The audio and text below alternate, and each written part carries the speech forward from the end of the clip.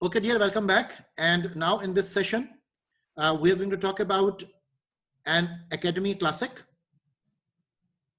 और उसका title है On the Folly of Rewarding A while Hoping for B. First of all, let's look at its executive overview. It is said that this article, updated for Academy of Management Executives, needs no introduction. And as I told you, the article is very famous, and many of the executives love to read this article again and again. Even today, the original article is still widely reprinted. Now part of the lexicon, it truly qualifies as an Academy of Management classic. For almost 20 years, its title has remained executives and scholars alike. It's the reward system stupid. We hope you enjoy the update. Okay, these are the comments given by the editor, and no doubt it is one of the beautiful writings you would ever read. The basic context of the discussion in this article on the folly of rewarding A while hoping for the B is saying कि हम reward and compensation system की designing में we hope for long term growth, लेकिन हम reward कर रहे होते हैं quarterly earnings को. We hope for teamwork, लेकिन हमारा focus होता है individual efforts की assessment पर. We hope for downsizing, right sizing and restructuring, लेकिन HR department असल में क्या कर रहा होगा? They would be always adding staff and adding budget, जबकि organization की priority हो सकता है totally different हो. We hope for commitment to total quality, इसके बहुत ढोल बजेंगे, लेकिन we would always be focusing upon shipping on schedule even with defects. ठीक है, वक्त पे माल बन के निकल जाना चाहिए, चाहे उसमें faults हैं, चाहे उसमें errors हैं, चाहे उसमें discrepancies हैं. Right? तो total quality का फिर जो concept है वो तो गायब हो गया, वो philosophy तो फिर implement नहीं हो सकती. इसी तरह we hope for surfacing bad news early, लेकिन हमारा स्टाइल क्या बन जाता है कंपनीज के अंदर काम करते हुए? Reporting good news whether it's true और नॉट. अब ये बहुत बड़ा तजाद है कि हम तवक्को किस काम की रखते हैं, हम डेमोन्स्ट्रेट क्या करना चाहते हैं, हम प्रायोरिटाइज क्या कर रहे हैं, हम श्योर किस बात का में चाहते हैं, और इन कंपैरिजन विद दैट हम एक्चुअली कर क्या रहे हैं. ओके, ये बिल्कुल उस तरह है कि आपका स्टेटेड मिशन एंड विजन और एक्चुअल मिशन एंड विजन वो डिफरेंट हो. जब आपके कॉल और फेल में तजाद हो तो ये तमाम प्रॉब्लम्स उस वक्त आती हैं कि हम स्टेक होल्डर के सामने डेमोन्स्ट्रेट अपने आप को और तरीके से करते हैं, लेकिन दरअसल डीप डाउन हमारी वर्किंग्स वो बहुत डिफरेंट होती हैं, हमारे मोटिव्स डिफरेंट होते हैं. ओके, और ये बात याद रखिएगा कि जो आप असल काम जो परफॉर्म करते हो उसका दारोमदार आपकी नियतों पर होता है. अब इसको हम थोड़ा सा इन डेप्थ एनालिसिस में लेकर चलते हैं इस डिस्कशन को. In the start I have taken this expression from Steven कर from Academy of Management Executives, and he said that managers who complain about lack of motivation of their workers might do well to consider the possibility that the reward systems they have installed are paying off for behavior rather than what they are seeking. Okay, तो एक discrepancy आपको मिल जाएगी, एक dissonance आपको मिल जाएगा, जिस dissonance की वजह से what you think you are doing and what you are actually doing, ये दो चीजों में तजाद वो है. अब मेन इसमें प्रॉब्लम हमारे सामने जो आती है, that is basically goal displacement. And goal displacement results when means become ends in themselves that displaces the original goal. ठीक है, जैसे एंड्स कैन जस्टिफाई मीन्स, हम एक एक्सप्रेशन यूज करते हैं कि असल ये देखो कि एंड पर हासिल क्या हुआ, अब ये ना देखो कि कैसे हासिल हुआ. ओके, तो आप एक्सप्रेशन उसके लिए क्या यूज करोगे? Ends can justify means. So question ये आ जाता है कि क्या ends can always justify the means? And the answer is no. Okay, so हमारी वो जो प्रैक्टिकल अप्रोच जिसको हम समझ रहे हैं कि एट द एंड अगर हमने प्रॉफिट अचीव कर लिया तो क्या हम डेवलप कर पाए, ये दो मुख्तलिफ बातें हैं और इनको हमेशा मुख्तलिफ ही कैलकुलेट वो करना चाहिए। सो आपका कंट्रीब्यूशन कि आप सोसाइटी को, आप स्टेक होल्डर्स को वो प्रोवाइड क्या कर रहे हो और आपका क्लेम क्या है, ये दो बातें आपस में तजाद वो रख सकती हैं और इसी तजाद को हम डिफरेंट एग्जांपल्स के साथ वो एलैबोरेट करेंगे। सबसे पहले गोल डिस्प्लेसमेंट के केस में हमारे पास जो कुछ एग्जांपल्स हैं उनको देखिए।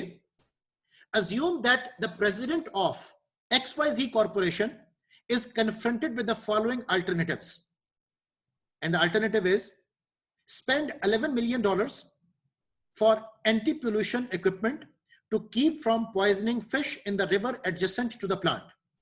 ठीक है, प्लांट से जो आप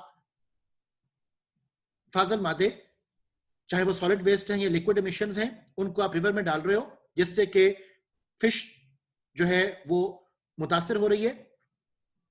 सो आपने 11 million for anti pollution equipment जो है वो मुख्तस किया, लेकिन at the same time another option would be do nothing in violation of the law and assume a 1 in 10 chance for being caught with a resultant of $1 million fine plus necessity of buying the equipment।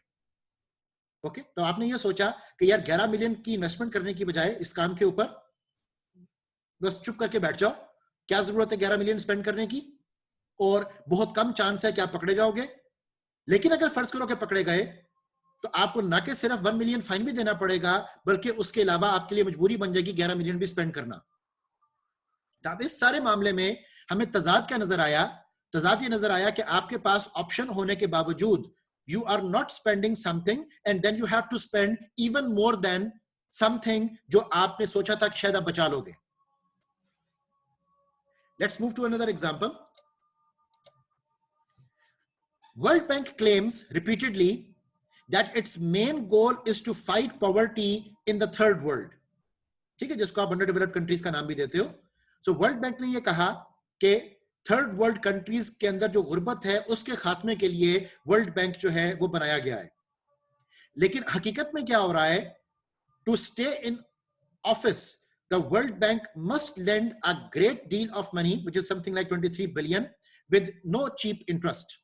तो World Bank जब loan देगा तो loan देगा वो बहुत महंगे दामों, जबकि वो करना क्या चाहता था? वो करना ही चाहता था कि वो पॉवर्टी को एलिमिनेट करना चाहता था। तो गुर्बत को एलिमिनेट करने के लिए जो लोन दिया, उस लोन के ऊपर जो इंटरेस्ट आप चार्ज कर रहे हो वो इतना ज्यादा है कि वो मुल्क कभी भी उस लोन को उतार नहीं पाएगा। Okay, so this is again very controversial and very interesting. Another example goal displacement की, कि आप चाह क्या रहे हो और हो क्या रहा है, कि a Texas public school district have cheated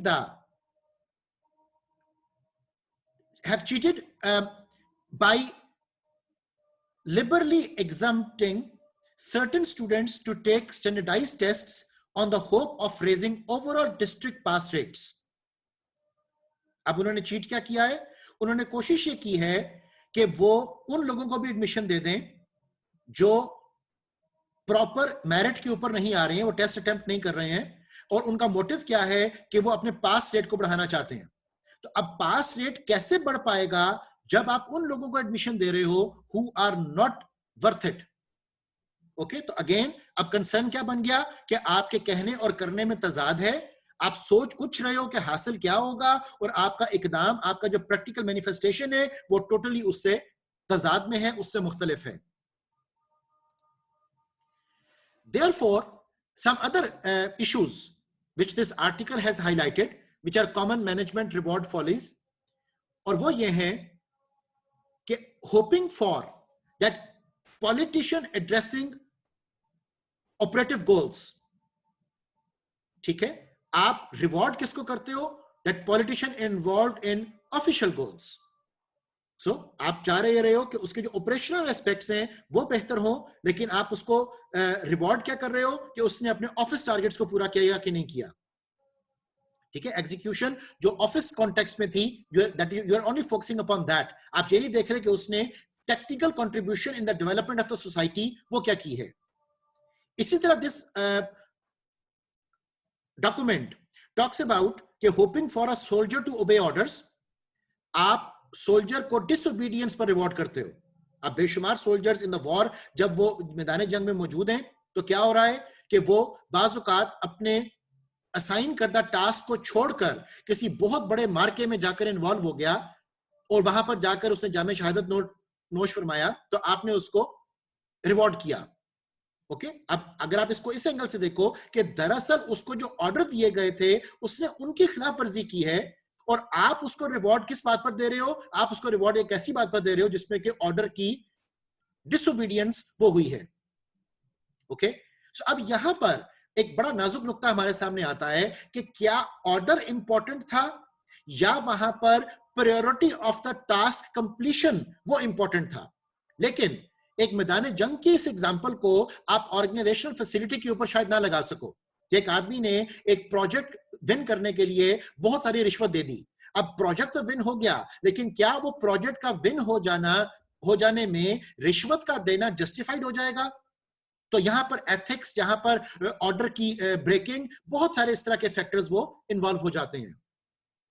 इसी तरह एक और कंसर्न में देखिए जो उसने एग्जांपल आपके आर्टिकल में दी है कि doctors will not incur in type 1 error labelling a well person sick, जबकि type 1 errors seen as normal in medical practice increased income.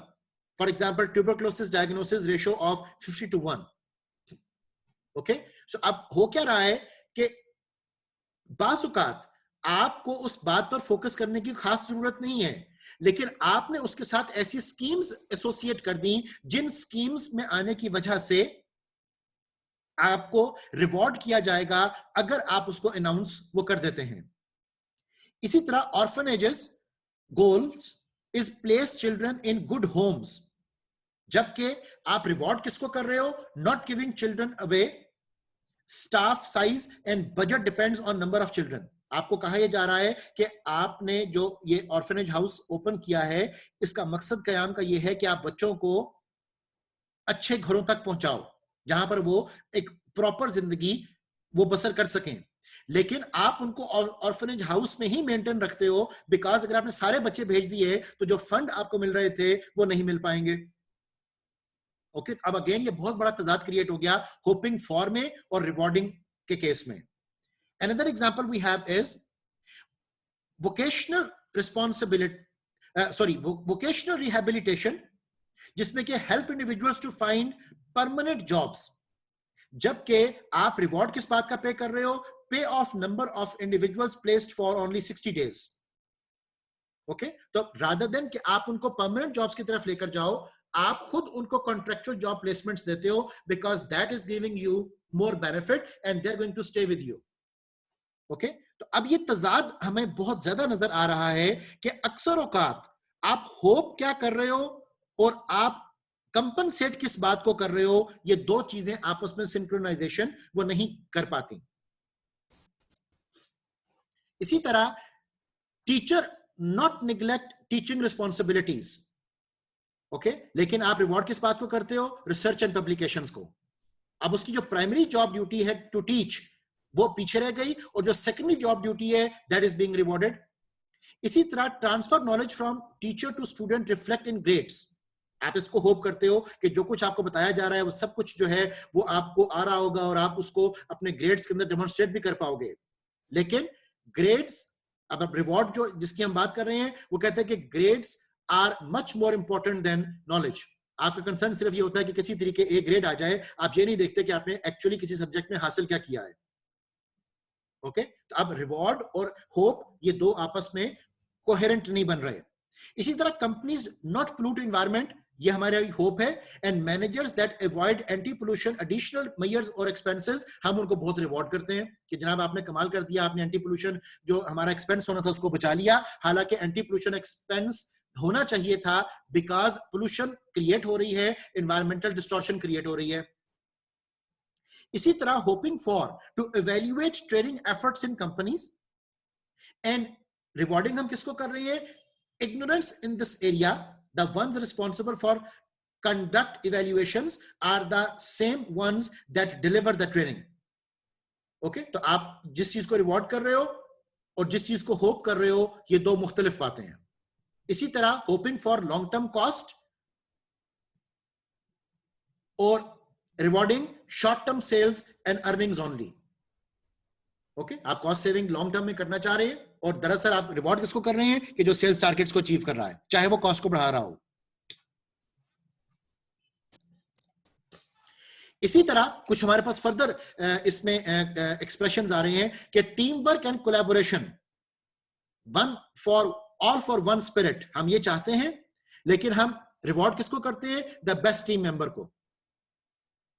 ठीक है, और बेस्ट टीम मेंबर्स के ऑब्वियसली कॉन्टेक्स्ट में एडवर्टाइजिंग एंडोर्समेंट्स उनको दी जा रही हैं। Innovative thinking and risk taking, इसकी हमें होप है और हम रिवॉर्ड करते हैं जो लोग प्रूवन मेथड्स को यूज कर रहे हैं, जो चेंज ओरिएंटेड नहीं है। हम होप करते हैं डेवलपमेंट ऑफ पीपल स्किल्स की, और हम रिवॉर्ड करते हैं टेक्निकल अचीवमेंट एंड अकम्प्लिशमेंट्स को। हम होप करते हैं पीपल इन्वॉल्वमेंट एंड एम्पावरमेंट की, और हम रिवॉर्ड करते हैं tight control over operations and resources को। हम होप करते हैं हाई अचीवमेंट की, और हम रिवॉर्ड करते हैं अनदर ईयर्स एफर्ट को। हम होप करते हैं government aspects prudence on agency spending, और हम रिवॉर्ड करते हैं spending itself not economy, cut back on not used funds for following year. तो जब आपकी होप और आपका रिवॉर्ड आपस में मैच नहीं करेगा, तो कभी भी जो डिजायर्ड आउटकम्स हैं वो आपको अचीव नहीं हो पाएंगे। ये हमारा मेन आइडिया है इस आर्टिकल के अंदर। अब रीजंस क्या हैं इस फॉल्टी सिस्टम की? रीजंस हैं फैसिनेशन विद ऑब्जेक्टिव क्राइटेरियन। ठीक है, आपने जो अनाउंस कर दिया, आपने जो नंबर साथ अटैच कर दिया, आपने जो ऑब्जेक्टिव क्राइटेरिया बना दिया, अब आप उससे डेविएट नहीं करते हो। जबकि बहुत सारे सब्जेक्टिव मेजर्स हैं, बहुत सारे सॉफ्ट एस्पेक्ट्स हैं जिनको इग्नोर नहीं किया जा सकता।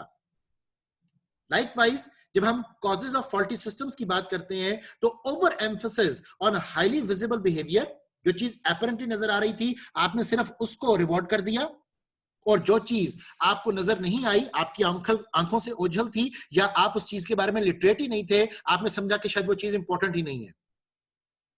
एक और बहुत बड़ी reason of the failure of the faulty systems is basically hypocrisy. ठीक है, और हाइपोक्रेसी के होने से ऑब्वियसली सिस्टम्स कभी भी इंटीग्रेटेडली ऑपरेट वो नहीं कर पाएंगे। लाइकवाइज एम्फसिस ऑन मोरालिटी और इक्विटी रादर देन एफिशिएंसी।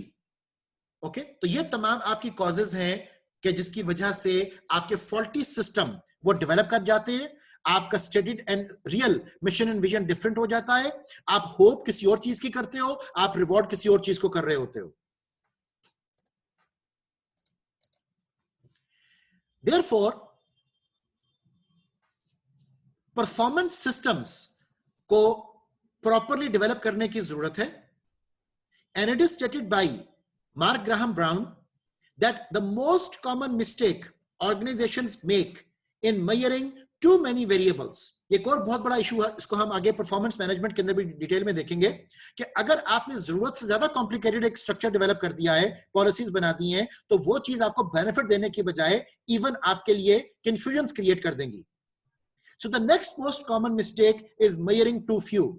और ये भी याद रखिएगा कि अगर आपने कहा कि नहीं कि बहुत ज्यादा कॉम्प्लिकेट करने की बजाय हम टू सिंपल चीजों को डिफाइन कर लेते हैं, तो too simple is also going to create disaster for you, because जो एक्चुअल पैरामीटर्स मेजर किए जाने चाहिए थे आपने उनको भी इग्नोर कर दिया है। So there are certain pitfalls of measuring systems. For example, amazing too much data, focusing on short term, failing to base business decisions on the data. आपका डेटा जो आपका जो डिसीजन मेकिंग है वो रैशनैलिटी पर बेस्ड नहीं है. Dumping the data, आपने इंपॉर्टेंट डेटा जो है वो फिल्टर कर दिया, गायब कर दिया. Measuring too little, collecting inconsistent, conflicting and unnecessary data, और ड्राइविंग द रॉन्ग परफॉर्मेंस. ये तमाम आपके टिपिकल पिटफॉल्स हैं जिनकी वजह से आपके मेजरिंग सिस्टम्स जो हैं वो पोल्यूट कर जाते हैं, वो कंटेमिनेट हो जाते हैं. Likewise encouraging competition and discouraging team work. आपने इन हाउस ही कंपटीशन क्रिएट कर दिया तो आउट हाउस लोग क्यों कंपीट करेंगे. Establishing unrealistic and unreasonable measures, इसलिए मैं बार बार कहता हूं कि स्मार्ट चीजों को डिफाइन करें. फेलिंग टू लिंक मेजर्स, एक मेजर का दूसरे मेजर से क्या ताल्लुक है, फाइनेंशियल रिजल्ट्स का स्ट्रेटेजिक के साथ क्या ताल्लुक है, स्ट्रेटेजिक रिजल्ट्स का ऑपरेशंस के साथ क्या ताल्लुक है. तो आपको ये ताल्लुक बनाना बहुत जरूरी है मेजर्स के दरमियान. मेजरिंग प्रोग्रेस टू ऑफ्टन और नॉट टू ऑफ्टन, और ignoring the customer, asking the wrong question, looking in the wrong place, confusing the purpose of the performance management system. So ये तमाम वो चीजें हैं कि जिसकी वजह से आपके मेजर्स प्रॉपर नहीं हो पाएंगे, और जब आप प्रॉपर चीजों को मेजर नहीं कर पाओगे तो उनको कंट्रोल करना भी आपके लिए पॉसिबल नहीं रहेगा. Now there are certain performance management system aspects which we need to focus upon. It is said that high involvement management is supposed to develop skills in employees. अब ये high involvement management जो है ये obviously आपके HPWS का part भी होगा, and as you all may know HPWS stands for high performance work systems. तो हाई परफॉर्मेंस वर्क सिस्टम्स में जब हाई इन्वॉल्वमेंट मैनेजमेंट की हम बात करेंगे तो they are supposed to develop skills in employees, reinforce good performance, provide feedback and follow up on unacceptable performance. और इन्हीं चीजों को फिर आपको रिवॉर्ड भी करना है.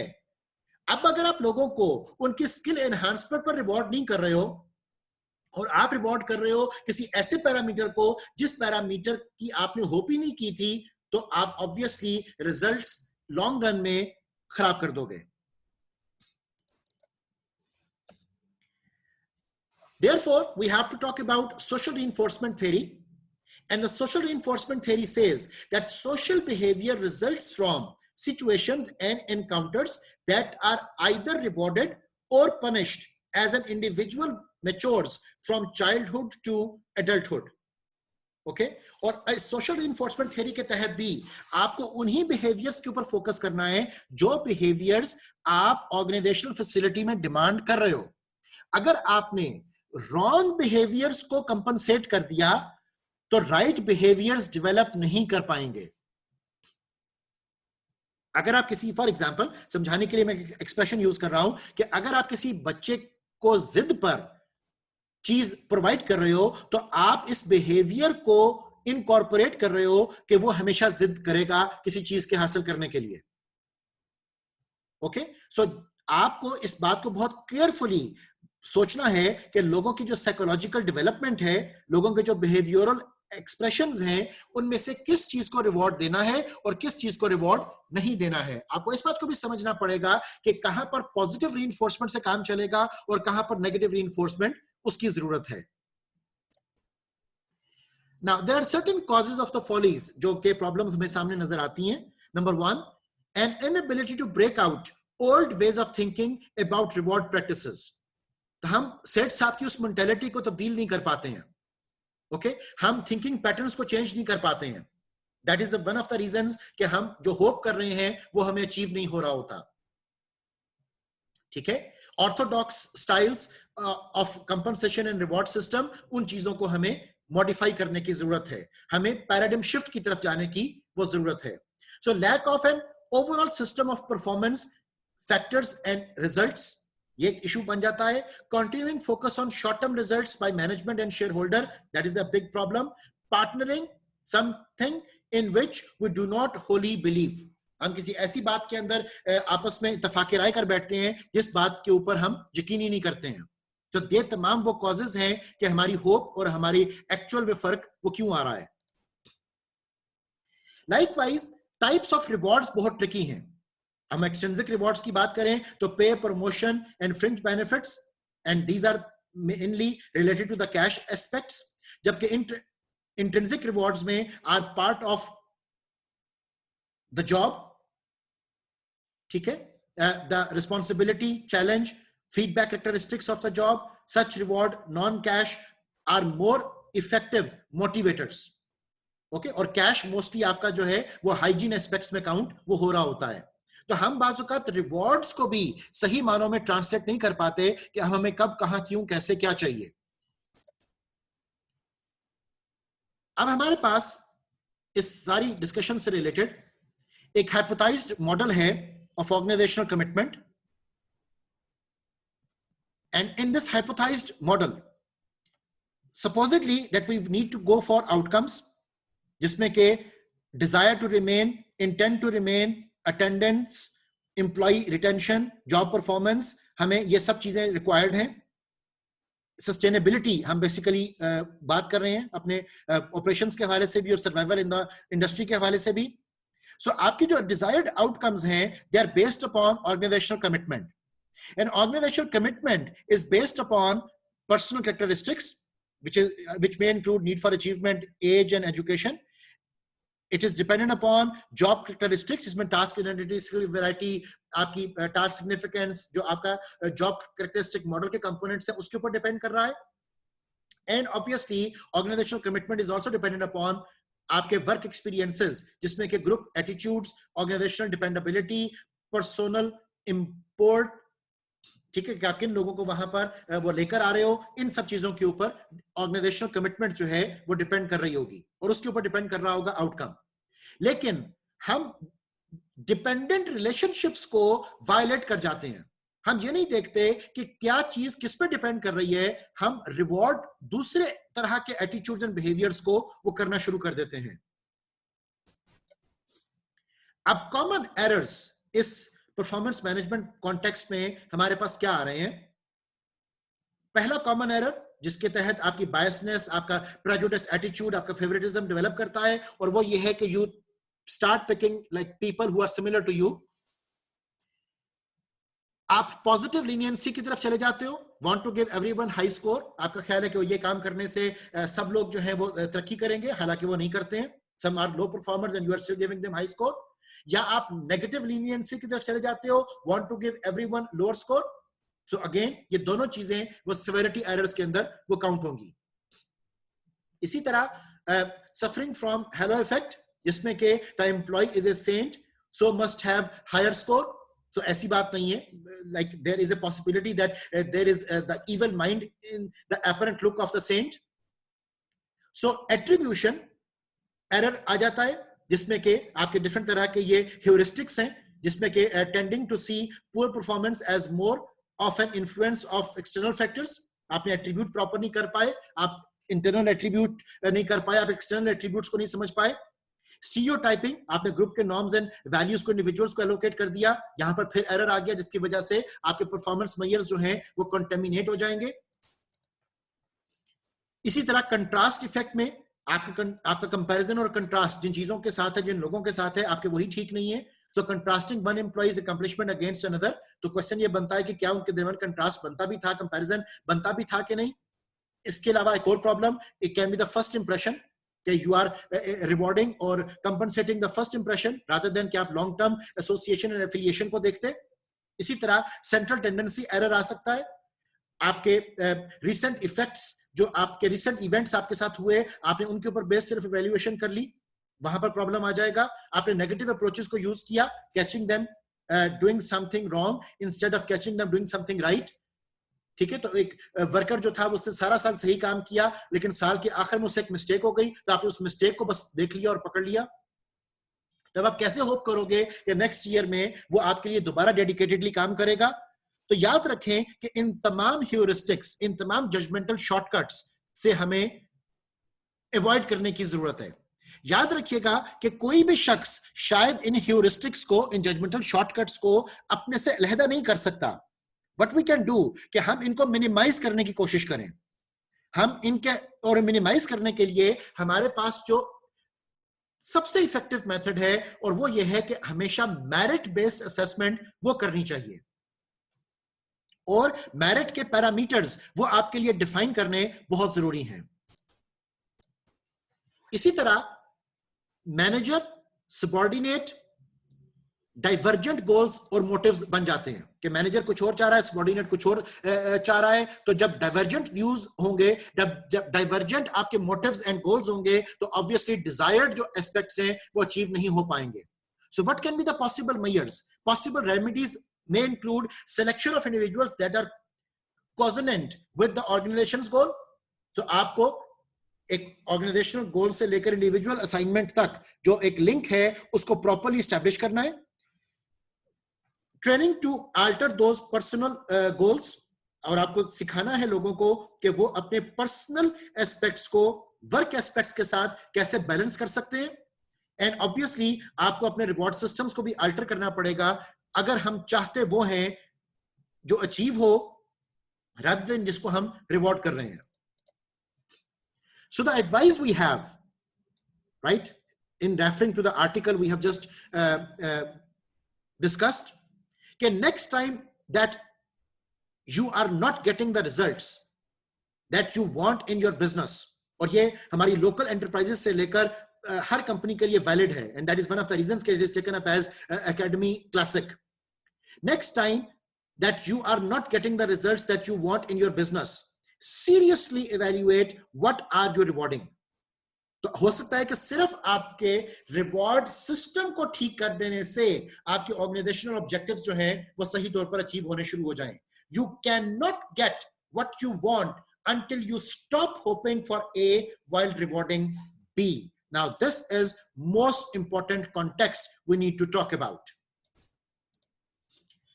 यहां पर हमारी डिस्कशन आज के सेशन की वो पूरी होती है। इंशाल्लाह next week will be coming with more articles and discussions. Jazakallah khair for today. See you next time.